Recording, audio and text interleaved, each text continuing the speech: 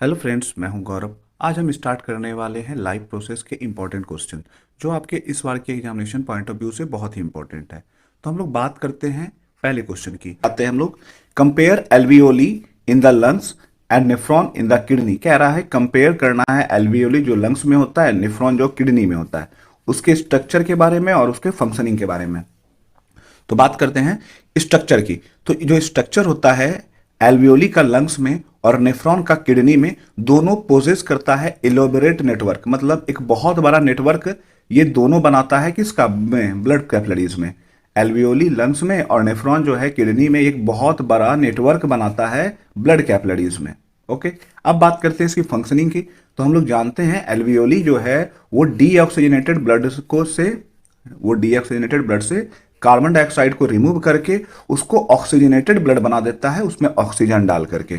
मतलब एल्वियोली का मेन काम क्या है, डीऑक्सीजनेटेड ब्लड से कार्बन डाइऑक्साइड को रिमूव करना और उसमें ऑक्सीजन डाल करके इसको ऑक्सीजनेटेड बना देना। जबकि हम लोग बात करते हैं अब नेफ्रॉन की, तो नेफ्रॉन का काम क्या है कि जो डर्टी ब्लड्स होते हैं उसको फिल्टर करना। ठीक है, ये फिल्टर क्या चीज को करेगा, ये यूरिया को फिल्टर करेगा इसमें और उसको बना देगा क्या, यूरिन। तो ये हो गया फंक्शन। आते हैं हम लोग अपने सेकंड क्वेश्चन पे, जो कह रहा है what is the difference between transport of material in xylem and phloem. कह रहा है कि जो ट्रांसपोर्ट होता है जाइलम और फ्लोएम में मटेरियल्स का, उसके बीच में आपको डिफरेंस बताना है। तो हम लोग जानते हैं जो जाइलम होता है ये ट्रांसपोर्ट करता है वाटर को और डिजॉल्व मिनरल्स को। ठीक है, जाइलम ट्रांसपोर्ट क्या करता है, वाटर और डिजॉल्व मिनरल्स को, किस में, प्लांट में। जबकि अगर हम लोग बात करें फ्लोएम की, तो फ्लोएम क्या करेगा, ट्रांसपोर्ट करता है फूड को। ठीक है, all parts of the plant. Xylem water और डिजॉल्व मिनरल्स को प्लांट में, जबकि फ्लोएम जो है फूड को ट्रांसपोर्ट करता है प्लांट में। ठीक, दूसरा अंतर क्या है कि जो जाइलम है जो वाटर और ये डिजॉल्व मटेरियल को मिनरल्स को ट्रांसफर करता है, तो ये अपवर्ड डायरेक्शन में करता है। ठीक ना, मतलब ये रूट से ऊपर की तरफ करता है। ठीक, बस वन डायरेक्शनल हो गया ना, नीचे रूट से कहां जाएगा, वाटर और मिनरल्स ऊपर की तरफ जाएगा। लेकिन जो फूड का ट्रांसफर होता है जो बनता कहां पे, लिप्स में, तो ये क्या होता है ना, फ्लोएम में अपवार्ड भी होता है और डाउनवर्ड्स भी होता है। तो बेसिक दो अंतर क्या है कि जो जाइलम है पहला हो गया वाटर और डिजॉल्व मिनरल को ट्रांसफर करता है, और फ्लोएम क्या करता है, फूड मटेरियल को करता है। दूसरा अंतर क्या हो गया, जो जाइलम जो है वाटर और डिजॉल्व मिनरल को कर रहा है ये तो बस अपवर्ड डायरेक्शन में करेगा। ठीक ना, कहां से, रूट से। जबकि जो फूड है वो लिप्स से कहां जाएगा, अपवर्ड भी जाएगा और डाउनवर्ड भी जाएगा, डिपेंड करेगा कि रिक्वायरमेंट प्लांट में कहां है। That's the difference between xylem and phloem. आते हैं नेक्स्ट, आते हैं हम लोग क्वेश्चन नंबर थर्ड पे, जो कह रहा है कि describe double circulation in human being. Double circulation को बतलाना है ह्यूमन बींग में क्या होता है। ठीक है, और ये क्यों जरूरी है। तो हम लोग जानते हैं कि जो सर्कुलेटरी सिस्टम होता है उसमें जो ब्लड है वो ट्रैवल करता है दो बार। ठीक है, सर्कुलेटरी सिस्टम में ब्लड ट्रैवल करता है दो बार, किससे होकर के, हार्ट से होकर के। कब, एक कंप्लीट साइकिल के दौरान। मतलब जब एक कंप्लीट साइकिल के दौरान हार्ट हार्ट से ब्लड दो बार ट्रैवल करता है, तो इसी को हम लोग क्या बोलते हैं, double circulation in human circulatory system. ठीक है, फिर से, एक बार जब ब्लड ट्रैवल करता है दो बार, ब्लड जो है ट्रैवल करता है दो बार हार्ट से एक कंप्लीट साइकिल के दौरान, तो इसी को हम लोग क्या कहते हैं, double circulation in human circulatory system. ठीक, जो रास्ता, द पाथवे, जो रास्ता ब्लड लेता है हार्ट में जाने के लिए। ठीक है, जो रास्ता ब्लड लेता है हार्ट से बॉडी में जाने के लिए, उसको हम लोग कहते हैं सिस्टेमिक सर्कुलेशन। मतलब अगर ये हार्ट से ब्लड निकल के कहां जा रहा है, बॉडी में जा रहा है। ठीक ना, हार्ट से लेकर के बॉडी में जाने के लिए जो पाथवे का इस्तेमाल करता है, इसको हम लोग क्या बोलते हैं, इसको बोलते हैं सिस्टेमिक सर्कुलेशन। ओके, और वो रास्ता, वो पाथवे जो हार्ट से लंग्स में, ठीक है, और फिर से वापस कहां, हार्ट में, हार्ट से लंग्स में, ठीक, और फिर कहां पे, वो हार्ट्स में वापस आता है, तो इसको कहते हैं हम लोग पल्मोनरी सर्कुलेशन। ठीक है, आगे बढ़ते हैं। हम लोग जानते हैं कि जो सर्कुलेशन होता है वो दो बार होता है, दो टाइप का होता है। द डबल सर्कुलेशन, एक हो गया सिस्टेमिक और एक हो गया पल्मोनरी। कहता था double circulation is necessary to supply. ये जो डबल वाला है ये क्यों जरूरी है, क्योंकि जो ऑक्सीजनेटेड ब्लड होता है वो पूरे बॉडी में चला जाए। ठीक है ना, लंग्स को छोड़ के, और वो वापस वहां से क्या करे, डीऑक्सीजनेटेड ब्लड को क्या कर दे, रीऑक्सीजनेटेड कर दे। तो इसके लिए क्या है कि ये डबल सर्कुलेशन बहुत जरूरी है। आते हैं नेक्स्ट क्वेश्चन। आते हैं क्वेश्चन नंबर 4 पे। क्वेश्चन नंबर 4 है कि एक्सप्लेन करना है प्रोसेस को, ठीक है ना, कैसे ऑक्सीजनेटेड और डीऑक्सीजनेटेड ब्लड जो है ह्यूमन बॉडी में ट्रांसपोर्ट होता है, इस प्रोसेस को हमको समझाना है। तो सबसे इंपॉर्टेंट क्वेश्चन है ये। तो हम लोग क्या करते हैं, इसको समझने के लिए पहले एक रफ स्ट्रक्चर बना लेते हैं। जैसा कि हम लोग जानते हैं कि जो हार्ट होता है वो 4 चैम्बर्स में डिवाइडेड होता है, ठीक है। इस तरह से हम लोग रफ फिगर बना लेते हैं। ये वाला जो हो गया ये लेफ्ट आर्टियम हो गया, ये हो गया राइट आर्टियम, ये हो गया लेफ्ट वेंट्रिकल्स, और ये हो गया राइट वेंट्रिकल्स। ओके, यहाँ पे वल्व होता है, यहाँ पे भी क्या होता है, वल्व होता है। मान लेते हैं ये लंग्स है, तो हम लोग जानते हैं कि लंग्स से ऑक्सीजन वाला ब्लड सबसे पहले आता है लेफ्ट आर्टियम में, ठीक है। तो वहां पहले वही लाइन है कि जो ऑक्सीजन रिच ब्लड है वो लंग्स से आता है हम लोग के लेफ्ट आर्टियम में, हार्ट के, ठीक। यहां से क्या होता है, ये वॉल्व क्या करता है, कॉन्ट्रैक्ट करता है, मतलब सिकुड़ता है। जैसे ये सिकुड़ा तो ये जो ब्लड है ये यहां से आ जाएगा कहां पर, लेफ्ट वेंट्रिकल में, यहां है। Then contract and blood is transfer to the left ventricles. अब ब्लड लेफ्ट वेंट्रिकल्स में आ गया, ये लेफ्ट वेंट्रिकल से पूरे बॉडी में चला जाता है, ठीक है। यहां से ये बॉडी में आ जाता है ऑक्सीजनेटेड ब्लड को लेकर के, और बॉडी का सारा सेल क्या करता है, ऑक्सीजनेटेड ब्लड का इस्तेमाल कर लेता है। और जैसे वो ऑक्सीजनेटेड ब्लड का इस्तेमाल करता है तो वो क्या करता है, कार्बन डाइऑक्साइड को इस ब्लड में वापस पहुंचाता है, ठीक है ना। तो ये लेफ्ट वेंट्रिकल से ये कहाँ आ जाता है, ये पूरे बॉडी में आ जाता है पंप होने के बाद वल्व के। तो left ventricle in turn contract, ये सिकुड़ता है और ब्लड पंप होकर के पूरे बॉडी में आ जाता है। ओके, अब यहां पर बॉडी में आ गया।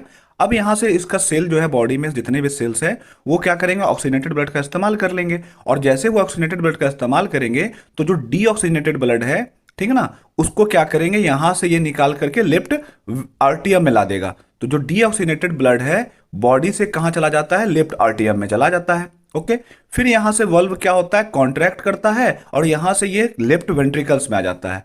It contraction and blood inter into left ventricle, left ventricle में आ गया। ओके, अब ये लेफ्ट वेंट्रिकल से क्या होगा, वापस चला जाएगा कहां, लंग्स में, ताकि उसको क्या मिल जाए, ऑक्सीजनेशन मिल जाए।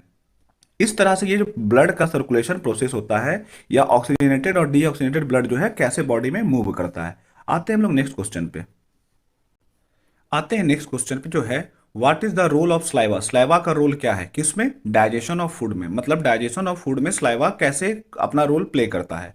तो हम लोग जानते हैं जो स्लाइवा होता है उसमें एक इंजाइम पाया जाता है जिसका नाम है स्लेवरी एमाइलेज, ठीक है। ये इंजाइम क्या करता है, जो स्लेवरी एमाइलेज है ये तोड़ता है, ये ब्रेक डाउन करता है जो स्टार्च कार्बोहाइड्रेट फूड में प्रेजेंट होते हैं, उसको ये क्या करता है, ब्रेक डाउन करके एक सिंपलर शुगर में कन्वर्ट करता है, ठीक है। तो यही इसका रोल है। आते हैं हम लोग नेक्स्ट क्वेश्चन पे, what would be the consequences of deficiency of haemoglobin in our body. मतलब अगर आपके ब्लड में हीमोग्लोबिन की मात्रा कम हो जाएगी तो आपको क्या क्या कठिनाइयों का सामना करना पड़ेगा, ठीक है। तो हम लोग जानते हैं कि जो ऑक्सीजन है उसका इस्तेमाल हम लोग ब्रीथिंग करने के लिए करते हैं और रेस्पिरेशन को करने के लिए करते हैं, ठीक है। और ये होता किसके द्वारा है, हीमोग्लोबिन के द्वारा। जो ब्लड में हीमोग्लोबिन है उसके मदद से हम लोग जो ऑक्सीजन का रिक्वायरमेंट है, जो हम लोग को ब्रीथिंग और रेस्पिरेशन के लिए चाहिए, उसको करते हैं। अगर मान लेते हैं हम लोग के बॉडी में हीमोग्लोबिन की क्या हो जाए, कमी हो जाए, तो हम लोग के बॉडी में उतना ज्यादा एनर्जी नहीं बनेगा, ठीक है। तो क्यों नहीं बनेगा, क्योंकि हीमोग्लोबिन में ऑक्सीजन होता है। अगर ब्लड को प्रॉपर अमाउंट में ऑक्सीजन नहीं पहुंचेगा तो उतना ज्यादा एनर्जी वो बनाएगा नहीं, और जब एनर्जी उतना बनेगा नहीं तो हम लोग को क्या होगा, ब्रीथिंग प्रॉब्लम हो सकता है, हम लोग थक सकते हैं, है ना, और बहुत सारा एनर्जी का लॉस होगा। ये सब पर्सन मतलब ये सब प्रॉब्लम हो सकता है जिसके कारण आदमी पीला दिखने लगे, उसका वेट भी क्या हो जाए, लूज हो जाए। तो इतना दिक्कत हो सकता है अगर बॉडी में हीमोग्लोबिन की मात्रा कम हो जाए। नेक्स्ट क्वेश्चन है, how desert plant perform photosynthesis if there is stomata remain close during the day. कहता है अगर दिन में स्टोमाटा क्लोज्ड होता है तो डेजर्ट प्लांट फोटोसिंथेसिस किस प्रकार करते हैं। हम लोग जानते हैं कि जो डेजर्ट प्लांट होता है वो क्या करता है, कार्बन डाइऑक्साइड को रात में ही ले लेता है। जो फोटोसिंथेसिस करने के लिए उसको कार्बन डाइऑक्साइड चाहिए रहता है वो रात में ले लेता है और एक इंटरमीडिएट कंपाउंड बना लेता है, ठीक है। ये क्या करता है, रात में कार्बन डाइऑक्साइड लेकर के एक इंटरमीडिएट कंपाउंड बना लेता है, और ये इंटरमीडिएट कंपाउंड एक एनर्जी की तरह काम करते हैं जब सुबह में उसको क्लोरोफिल के साथ फूड बनाना रहता है। तो इस तरह से क्या करता है डेजर्ट प्लांट अपने खाने को फोटोसिंथेसिस प्रोसेस को कंप्लीट करता है। नेक्स्ट क्वेश्चन है व्हाट, कह रहा है कि what is the purpose of making urine, urine बनाने का क्या पर्पस है ह्यूमन बॉडी में, और जो ऑर्गन होता है कौन इसको स्टोर करता है और रिलीज करता है। तो हम लोग जानते हैं जो किडनी है, ठीक है ना, वो फिल्टर करता है नाइट्रोजनस वेस्ट जैसे यूरिया को और यूरिक एसिड को, कहाँ से, ब्लड से, ठीक ना। अब बात आता है कि ये क्या करता है, स्टोर कहाँ पर होता है, ऑर्गन स्टोरेज। कह रहा है जो ऑर्गन स्टोर होने के लिए इस्तेमाल होता है उसको हम लोग कहते हैं यूरिनरी ब्लैडर। मतलब जो यूरिया है वो स्टोर कहाँ होता है, यूरिनरी ब्लैडर में होता है, और यूरिस किसके थ्रू होता है, यूरेथ्रा के थ्रू रिलीज होता है। आते हैं नेक्स्ट क्वेश्चन पे।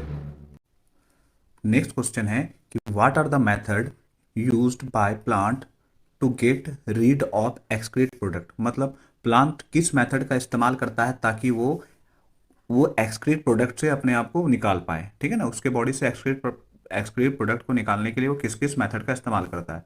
तो हम लोग जानते हैं कि प्लांट जो है प्रोड्यूस करता है carbon dioxide as a waste product during respiration. कहता है प्लांट भी क्या करता है, रेस्पिरेशन के दौरान कार्बन डाइऑक्साइड को वेस्ट प्रोडक्ट के रूप में इस्तेमाल करता है, और जो है ऑक्सीजन को इस्तेमाल करता है वेस्ट प्रोडक्ट के रूप में, कब, फोटोसिंथेसिस के लिए, ठीक है। रेस्पिरेशन करने के लिए उसको वेस्ट प्रोडक्ट के रूप में CO2 निकलता है, जबकि वेस्ट प्रोडक्ट के लिए ऑक्सीजन निकलता है उसका, कब, फोटोसिंथेसिस करने के लिए। ये जो है वेस्ट प्रोडक्ट को वो क्या करता है, स्टोमाटा की मदद से, है ना, जो लिप्स में होता है और स्टेम्स में जो लेंट्रिकल्स पाए जाते हैं उसके मदद से ये उससे एक्सक्रीट करता है। ये तो हो गया गैसियस वेस्ट का बात। अगर मान लेते हैं कोई सॉलिड या कोई लिक्विड वेस्ट उसके बॉडी में है तो वो क्या करेगा, लिप्स का, बार्क का या फ्रूट्स को क्या करेगा, राइपेन करेगा, पका देगा। जो राइपेन फूड होता है, जो राइपेन होगा उसमें जो है ना सॉलिड और लिक्विड के रूप में वेस्ट क्या होता है, जमा हो जाता है, और वो फ्रूट को क्या करता है, नीचे गिरा देता है। तो इस तरह से वो इससे सॉलिड और लिक्विड वेस्ट को करता है, यहाँ से गैस हो गया और यहाँ से सॉलिड और लिक्विड वेस्ट को इस तरह करता है। कहता है कुछ प्लांट ऐसा भी होता है जो सेक्रेट्स करता है गम्स को, है ना, एंड रेजिन। ये गम्स और रेजिन क्या है, इसके वेस्ट प्रोडक्ट है, ठीक है। वो क्या करता है, इसको सॉइल में डाल देता है। तो इस तरह से वो प्लांट जो है वेस्ट प्रोडक्ट को अपने बॉडी से रिमूव करता है। गैसियस करने के लिए वो स्टोमाटा का इस्तेमाल करता है, सॉलिड और लिक्विड करने के लिए फ्रूट्स और लीव्स का इस्तेमाल करता है, जबकि या गम्स और रेजिन्स का इस्तेमाल भी करता है वो। आते हैं नेक्स्ट। नेक्स्ट क्वेश्चन है कि why is it necessary to separate oxygenated and deoxygenated blood in mammals and birds. कहता है बर्ड्स में और मैमल्स में ये क्यों जरूरी है कि ऑक्सीजनेटेड और डीऑक्सीजनेटेड ब्लड को अलग किया जाता है, ठीक है। तो हम लोग जानते हैं जो मैमल्स होता है और बर्ड्स होता है वो क्या होता है, वार्म ब्लडेड एनिमल होते हैं, ठीक है। और जैसा कि वार्म ब्लडेड एनिमल के बारे में जानते हैं कि उसको बहुत ही ज़्यादा एनर्जी की क्या होती है, ज़रूरत होती है, हाई एनर्जी रिक्वायरमेंट होता है। इसी एनर्जी को लगातार पूरा करने के लिए, है ना, तो वो क्या करता है, इस एनर्जी का इस्तेमाल वो क्या करता है, बॉडी टेम्परेचर को लगातार मेंटेन करने के लिए इस्तेमाल करता है, ओके। अब जानते हैं कि अगर मान लेते हैं जो ऑक्सीजनेटेड ब्लड है और डीऑक्सीजनेटेड ब्लड है वो अलग करना क्यों जरूरी है, क्योंकि जो ये सेपरेशन होता है, जब दोनों अलग अलग होता है तो जो बॉडी को हाई ऑक्सीजन का रिक्वायरमेंट होता है एनर्जी के लिए, तो ये उससे प्रोवाइड हो जाता है ना। जो एनर्जी चाहिए उसको ऑक्सीजन का, ताकि वो ज़्यादा से ज़्यादा एनर्जी मिले और उस एनर्जी का इस्तेमाल वो अपने बॉडी टेम्परेचर को मेंटेन करने के लिए इस्तेमाल करे, तो इसके लिए वो क्या करते हैं, दोनों ब्लड को हम लोग सेपरेट कर देते हैं। तो इसके लिए इसको सेपरेट करना जरूरत होता है कि अपने वो मतलब लगातार जो एनर्जी का रिक्वायरमेंट होता है बॉडी टेम्परेचर को मेंटेन करने के लिए वो इसको अचीव कर सके। अगला क्वेश्चन है what is the function of डाइजेस्टिक enzymes. कह रहा है डाइजेस्टिक इंजाइम्स का क्या काम है। तो हम लोग जानते हैं कि जो डाइजेस्टिक इंजाइम होता है वो एक बायोलॉजिकल कैटेलिस्ट होता है। कैटेलिस्ट उसको कहते हैं जो रेट ऑफ रिएक्शन को या तो इंक्रीज कर दे या डिक्रीज कर दे। तो जो डाइजेस्टिक इंजाइम है वो क्या है, एक बायोलॉजिकल कैटेलिस्ट है जिसकी मदद से हम लोग क्या करते हैं, कॉम्प्लेक्स फूड मॉलिक्यूल्स को, जैसे कॉम्प्लेक्स फूड मॉलिक्यूल में जैसे कार्बोहाइड्रेट हो गया, प्रोटीन हो गया, फैट्स हो गया, इसको छोटे छोटे टुकड़े में हम लोग क्या करते हैं, तोड़ देते हैं, ब्रेक डाउन कर देते हैं, ताकि ये आसानी से एब्जॉर्ब हो जाए ब्लड में, ठीक है। तो इस तरह से ये डाइजेस्टिक एंजाइम हम कह सकते हैं कि ब्रेक डाउन में इस्तेमाल होता है, किसको, कॉम्प्लेक्स फूड को सिंपल पार्टिकल्स में कन्वर्ट करने के लिए, ताकि वो आसानी से क्या हो जाए, ब्लड में एब्जॉर्ब हो जाए। आते हैं हम लोग अपने नेक्स्ट क्वेश्चन पे। ये क्या है, कह रहा है डिफरेंस बिटवीन एरोबिक और एनारोबिक रेस्पिरेशन, दोनों के बीच में अंतर क्या क्या है। ठीक है। तो हम लोग जानते हैं कि जो एरोबिक रेस्पिरेशन होता है ये प्रेजेंस ऑफ ऑक्सीजन होता है, जबकि एनारोबिक में क्या कहता है, ऑक्सीजन की जरूरत नहीं होती है, मतलब एब्सेंट ऑफ ऑक्सीजन में होता है। ठीक, ये इसमें कंप्लीट फूड का ब्रेकडाउन होता है, इसमें फूड का पार्शियल ब्रेकडाउन होता है। ठीक है ना। तो जो इनर प्रोडक्ट के रूप में इसमें कार्बन डाइऑक्साइड और वाटर बनता है, जबकि इसमें इनर प्रोडक्ट के रूप में इथेनॉल, कार्बन डाइऑक्साइड या लैक्टिक एसिड बनता है। इसमें बहुत ज़्यादा एनर्जी मिलता है, मच एनर्जी गेट, ज़्यादा से ज़्यादा एनर्जी मिलता है, जबकि इसमें क्या होता है, बहुत कम एनर्जी मिलता है। आते हैं नेक्स्ट क्वेश्चन में, कह रहा है difference between RBC and WBC, दोनों के बीच में अंतर बताना है। तो हम लोग जानते हैं जो आरबीसी होता है वो बॉडी में 20 to 30 ट्रिलियंस आरबीसी प्रेजेंट होता है, जबकि अगर बात करें डब्ल्यूबीसी की तो ये 45 से लेकर 11,000 पर माइक्रोन लीटर होता है। आरबीसी जो है कैरी करता है ऑक्सीजन को लंग्स से बॉडी पार्ट्स में, ठीक ना। और ये जो है डब्ल्यूबीसी ये एक क्या होता है, केमिकल होता है जिसको हम लोग क्या बोलते हैं, एंटीबॉडी। ये एंटीबॉडी बनाता है या केमिकल बनाता है जिसको हम लोग क्या बोलते हैं, एंटीबॉडी। और ये एंटीबॉडी रिस्पॉन्सिबल होता है इम्यूनिटी के लिए बॉडी के। ओके, जो आरबीसी होता है उसमें न्यूक्लियस नहीं होता है, इसी के कारण ये जल्दी से जल्दी मर भी जाता है और जल्दी से जल्दी बन भी जाता है ना। ये बहुत जल्दी बन जाता है। इसको अगर हम लोग आरबीसी का बोले तो ये 120 दिन होता है इसका लाइफ स्पैन। ये जो डब्ल्यूबीसी है उसको हम लोग क्या बोलते हैं, सोल्जर ऑफ आवर बॉडी भी कहते हैं। जो आरबीसी का लाइफ स्पैन हो गया जिसकी बात मैं कर रहा था वो कितना होता है, 4 मंथ या 120 डेज। ठीक है। अगर इसकी शेप की बात करें डब्ल्यूबीसी की, तो डब्ल्यूबीसी स्पेरिकल होता है या इरेगुलर शेप में होता है। और बातें इसमें, इट इज कैप्ट, इसको रखा जाता है 6 डिग्री में, आरबीसी को रखा जाता है 6 डिग्री सेल्सियस में 42 डेज तक। ठीक ना। और ये जो होता है डब्ल्यूबीसी, डब्ल्यूबीसी में अलग अलग न्यूक्लियस पाया जाता है, अलग अलग टाइप का होता है और अलग अलग साइज का न्यूक्लियस प्रेजेंट होता है। आते हैं हम लोग अपने नेक्स्ट क्वेश्चन पे। नेक्स्ट क्वेश्चन है डिफरेंस बताना है ब्लड और लिम्फ में। तो हम लोग जानते हैं जो ब्लड होता है ये बना हुआ होता है 4 चीज से। पहला कहते हैं आरबीसी, रेड ब्लड सेल, दूसरा हो गया व्हाइट ब्लड सेल, तीसरा हो गया प्लेटलेट्स और चौथा हो गया प्लाज्मा। ये इस 4 चीज से मिलकर बना होता है। जबकि लिम्फ क्या होता है, क्लियर फ्लूइड होता है जो कि निकाला जाता है ब्लड प्लाज्मा से। ठीक है, प्लाज्मा से निकाला जाता है। अगर हम लोग बात करें ब्लड की तो ये सर्कुलेट करता है पूरे बॉडी में, किसके थ्रू जाता है, ब्लड वेसल्स के थ्रू। जबकि लिम्फ्स जो है वो बॉडी में फ्लो करता है लिम्फेटिक सिस्टम के थ्रू। ओके, अगर हम लोग बात करें ब्लड की तो ब्लड सर्कुलेट करता है बॉडी में वेसल्स के साथ, है ना, अल्टरीज, वेन्स और कैपिलरी के थ्रू करता है। ठीक है ना। ये अल्टरीज, वेन और कैपिलरीज के थ्रू पूरे बॉडी में रन करता है। जबकि जो लिम्फेटिक्स एक लिम्फेटिक वेसल्स होता है जिससे क्या होता है, लिम्फ बॉडी में पूरे फ्लो करता है। ठीक ना, जिसमें लिम्फ नोड प्रेजेंट होता है। अगर हम लोग बात करें ब्लड की तो ये होता है, ये रेड होता है, ब्लड जो है रेड होता है। किस कारण से रेड होता है, क्योंकि इसमें हीमोग्लोबिन प्रेजेंट होता है। जबकि जो लिम्फ होता है ये क्लियर कलर का होता है या हल्का सा येलोइश टाइप का होगा। तो ये बेसिक 4 डिफरेंस है ब्लड और लिम्फ में। आते हैं नेक्स्ट क्वेश्चन पे जो बहुत ही इंपॉर्टेंट है। कह रहा with the help of systematic flow chart show the breakdown of glucose in a cell to provide energy. कहता है कि ग्लूकोज का डिवीजन या ब्रेकडाउन कैसे होता है सेल में, ये बताना है। एक बार in the presence of oxygen और एक बार बिना ऑक्सीजन के। तो हम लोग जानते हैं, पहले वाला बात करते हैं प्रेजेंस ऑफ ऑक्सीजन में। हम लोग जानते हैं जो ग्लूकोज होता है, ठीक है, ये साइटोप्लाज्म में ब्रेक होता है। ठीक है, तो ये बनाता क्या है, ये पायरुवेट बनाएगा। ठीक है, ये पायरुवेट जब ऑक्सीजन के कांटेक्ट में आएगा इन द प्रेजेंस ऑफ ऑक्सीजन तो ये क्या बनाएगा, ये बनाएगा 6O2, मतलब 6CO2 कार्बन डाइऑक्साइड बनाएगा, 6 मॉलिक्यूल्स, 6 मॉलिक्यूल्स बनाएगा वाटर का और 38 एटीपी बनाएगा एनर्जी का। ओके, ये एनर्जी कितना बनाएगा, 38 एटीपी के रूप में। ये हो गया आपका इन द प्रेजेंस ऑफ ऑक्सीजन। अगर हम लोग बात करें कि ये in the absence of oxygen तो ये 2 तरह से होता है। जैसे पहले क्या होगा, ये ग्लूकोज जो है फिर से वही ग्लाइकोलाइसिस करेगा। ठीक है, ये ग्लाइकोलाइसिस होगा वही साइटोप्लाज्म में और ये पायरुवेट बनाएगा जैसे पहले बनाया था। ठीक है, अब ऑक्सीजन तो यहां एब्सेंट है, एब्सेंट ऑफ ऑक्सीजन, ऑक्सीजन के एब्सेंट में ये बनाएगा इथेनॉल, ये बनाएगा इथेनॉल प्लस कार्बन डाइऑक्साइड और plus 2 ATP energy, 2 ATP energy. Energy कितना एटीपी बनेगा, 2, उसमें 38 बना था। ठीक है, अगर हम लोग बात करें मसल्स में जो हम लोग के बॉडी के मसल्स में होता है, तब ये क्या बनाएगा, ग्लूकोज का जब ब्रेक डाउन होगा तो ये लैक्टिक एसिड बनाएगा। ओके, और साथ ही साथ क्या बनाएगा, एनर्जी। ये भी ऑक्सीजन के एब्सेंस में होता है, ऑक्सीजन एब्सेंस होता है। ठीक है, तो इस तरह से ये दो टाइप से काम करता है। एक तो ऐसे नॉर्मल हो गया, आप कह सकते हो ईस्ट में, है ना, या बैक्टीरिया में ऐसा ही होता है। जबकि अगर हम लोग बात करें कि हम लोग के बॉडी में कैसे होगा, तो ग्लूकोज का in the absence of oxygen ये लैक्टिक एसिड और एनर्जी में डिवाइड होगा। आते हैं नेक्स्ट क्वेश्चन में, कह रहा है डिफरेंस बताना है हेटरोट्रॉपिक और ऑटोट्रॉपिक न्यूट्रिशन में। हम लोग जानते हैं कि ऑटोट्रॉपिक क्या होता है, जो अपना खाना खुद बनाता है, और हेटरोट्रॉपिक क्या होता है, जो अपने खाने के लिए दूसरे के ऊपर डिपेंडेंट होता है।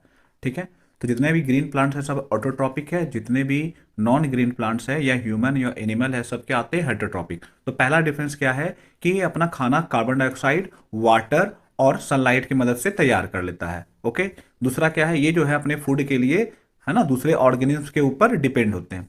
दूसरा, ऑटोट्रॉपिक को क्लोरोफिल की जरूरत होती है, जबकि हेटरोट्रॉपिक को किसी भी तरह के क्लोरोफिल की जरूरत नहीं होती है। जितना भी ग्रीन प्लांट्स है और कुछ जो बैक्टीरिया है इस टाइप के न्यूट्रिशन को करते हैं, लेकिन जितने भी एनिमल है, फंगी है, ये इस टाइप न्यूट्रिशन को करते हैं, मतलब heterotrophic. Food is generally in a day time, कहता है जो खाना बनता है वो डे टाइम में बनता है या डे टाइम में ही प्राप्त कर सकते हैं, जबकि ये क्या कर सकते हैं, किसी भी टाइम प्राप्त कर सकते हैं। आते हैं अपने नेक्स्ट क्वेश्चन पे, जो difference between artery, veins and capillaries है। बात करते हैं, जैसे आर्टरीज की बात करते हैं, तो आर्टरीज क्या करता है, आर्टरी कैरी करता है, आर्टरी क्या करता है, कैरी करता है ब्लड को हार्ट से। ठीक है, ये कैरी करता है ब्लड को हार्ट से।